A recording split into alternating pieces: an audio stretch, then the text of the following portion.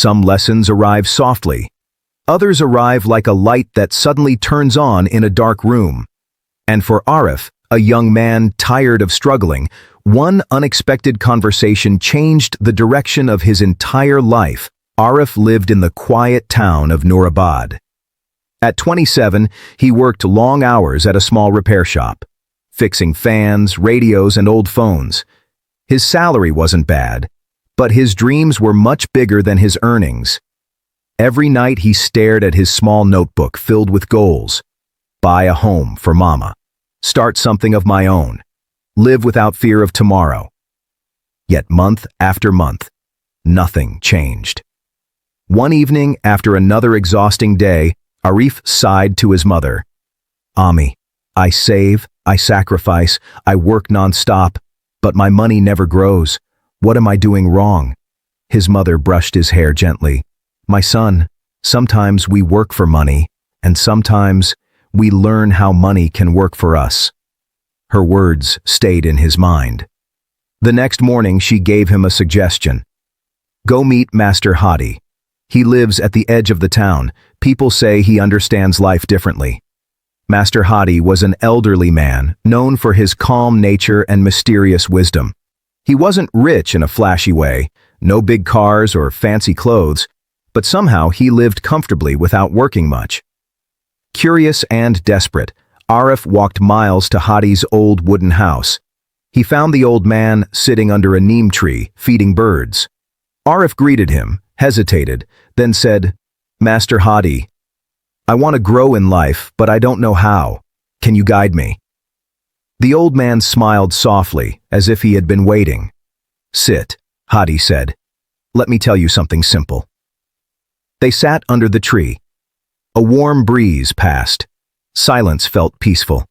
Hadi began, "Arif, life has two workers, your hands and your money. Most people only use their hands. Wise people train their money to work too." Arif leaned forward, listening carefully. Hadi continued, "You think you must earn more to grow, but growth begins with how you use the little you already have. Tell me, what do you do when you get paid?" Arif leaned forward, listening carefully. Hadi continued, "You think you must earn more to grow, but growth begins with how you use the little you already have. Tell me, what do you do when you get paid?" Arif sighed. "I save some. Then I spend the rest. That's all I can do." "That," Hadi said gently, "is why nothing changes." Arif looked confused. Hadi picked up two small stones and placed them in front of him. "This stone," he pointed, "is your savings. Safe, but still. And this one is your chance, but you never pick it up." Arif whispered, "What chance?"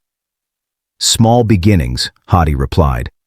"A tiny shop corner you can rent out, a tool you can buy to earn extra, a skill you can learn online, a small service you can offer, a seed you can plant that grows slowly, but grows every day."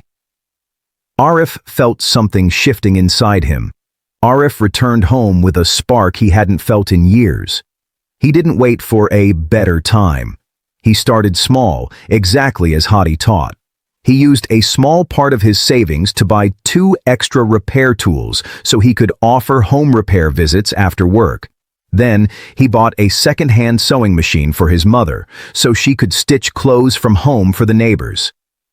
Little by little, their income began to grow, not fast, not magically, but steadily, quietly, consistently. In a year, Arif was earning more from his side work than his full-time job. In 2 years, he opened a repair workshop of his own. In 3 years, he bought a small house and surprised his mother with the key. When he visited Master Hadi again, he held back tears. "You changed my life," Arif said. The old man smiled. "No, my boy, you changed your life. I only reminded you of the door you were afraid to open." And so, Arif learned a truth many ignore. You don't need a big start. You need a brave start. Small steps become big changes when taken with faith, patience, and discipline.